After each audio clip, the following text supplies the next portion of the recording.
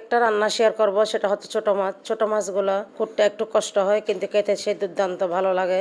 কষ্ট হলো আমার কাছে খুবই প্রিয় ছোট মাছ। ছোট মাছটাই দৃষ্টিশক্তির জন্য ভালো। এখন আমি সবগুলো কুটে বেছে ধুয়ে নিলাম। নেবার পর আজকে ছোট মাছটা আমি কাঁচামরিচ দিয়ে রান্না করবো, গুঁড়ি মরিচ দিব না। আমাদের ঘরে সবাই পছন্দ করে কাঁচামরিচ দিয়ে রান্না করলে, আমার প্রিয়। কাঁচামরিচ দিয়েছি 3 চামচ। কাঁচামরিচটা ব্লেন্ডার করে নিয়েছি। পেঁয়াজ কুচি দিয়েছি 4টা।